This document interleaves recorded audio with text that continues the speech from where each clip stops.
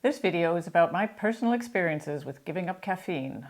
But first, this is a real ad from the National Coffee Association from the early 1980s.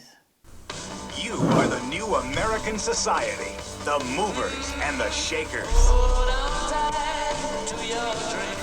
Some of you may remember this commercial. Most of you are probably too young to have ever seen it. I remember the first time I saw it, David Bowie just bounding out onto the stage with the Electric Light Orchestra playing in the background.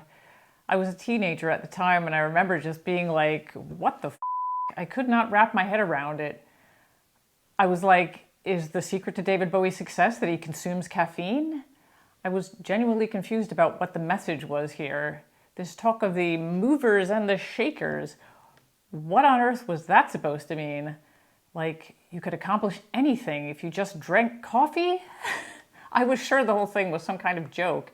Even as a teenager, I was aware that coffee didn't give you superpowers. And then fucking Kurt Vonnegut appears. Did they even get his permission to put him in this stupid ad? Wait, there's more. You are the new coffee generation. Because coffee is the calm moment that lets you think. Coffee gives you the time to dream it. Then you're ready to do it. No other drink does that like coffee. Join the coffee achievers. Now Cicely Tyson tells you in a seductive voice about how incredible a drink coffee is.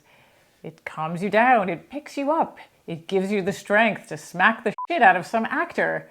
Where can I get me some of this amazing drink? Apparently the younger generation at the time was just not taking to coffee. They were drinking Coke or tea to get their energy boost, so that great wrong had to be righted with this commercial.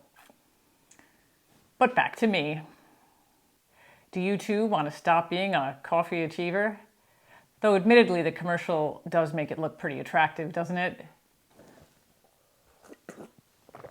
As she slurps soothing lemon balm tea. Disclaimer, I'm not a doctor and this is not medical advice. I didn't start drinking coffee regularly because of that weird commercial, but eventually I started years later because, well, nearly everybody eventually starts drinking coffee. It helps you get through the workday, or any day. It helps you make up for that adequate sleep that you didn't get, or at least you think it does. But then about 6 months ago, I gave up the habit, and now I'm making a YouTube video about it because, well, it's almost obligatory these days. So why did I give up my daily caffeine? I woke up with a migraine one Thursday in late January of this year. I'd been having them about twice a month and was getting sick of it because who wants to get up in the morning and throw up? I got fed up and thought, what can I do to improve the situation?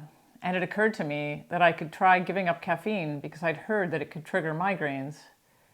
It just all of a sudden seemed like it was worth a try. So the next day I stopped drinking coffee after about 20 years of daily consumption. How much caffeine did I consume before giving it up? I would typically drink 2 to 3 cups of coffee or tea a day. That was my limit. More always made me feel jittery and unpleasant. So how did I quit? Cold turkey. It was surprisingly easy for me. I know from watching many other YouTube videos on this subject that it can be absolutely miserable for some people. In my case, I had this low-level background headache for 2 or 3 days. Then it went away and I was fine. But here's a tip. If you give up caffeine cold turkey, I recommend doing it on a Friday so you have the whole weekend to recover.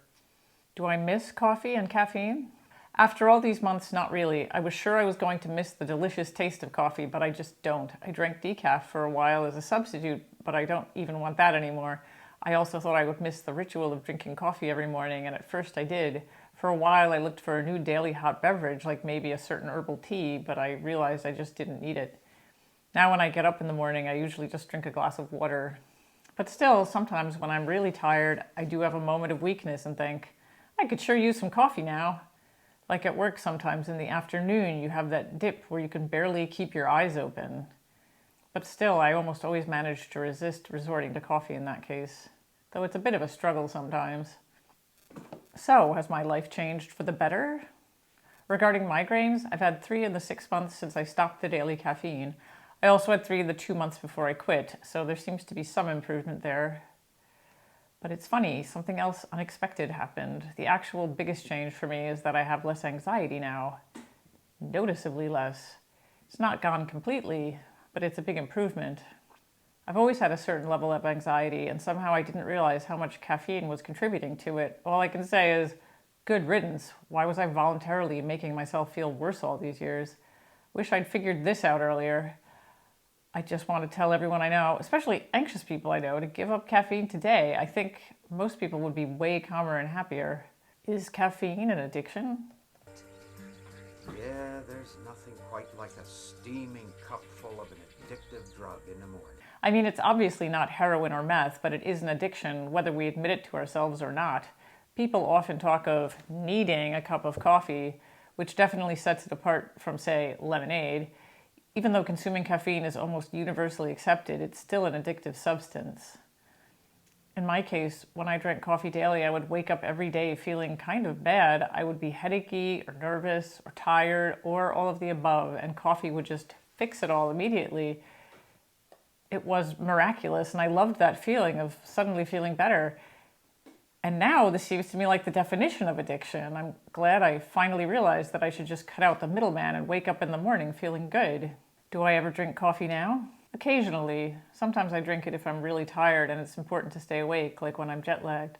I also sometimes drink a cup when I have a headache, and it usually helps, since caffeine, besides being a stimulant, is also a pain reliever. What's my advice to you? Is quitting caffeine for everybody? I say, don't be afraid to give up coffee, tea, and other sources of caffeine like soda or energy drinks. Keep in mind that they'll always be there if you want to go back.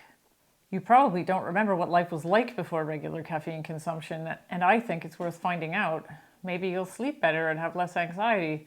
Maybe you'll stop having migraines. But maybe you'll just confirm that you can't live without coffee after all. Find out for yourself. If you enjoyed this video, please like or subscribe. And tell me in the comments if you're planning on giving up caffeine or if you already have and what your experiences have been with it.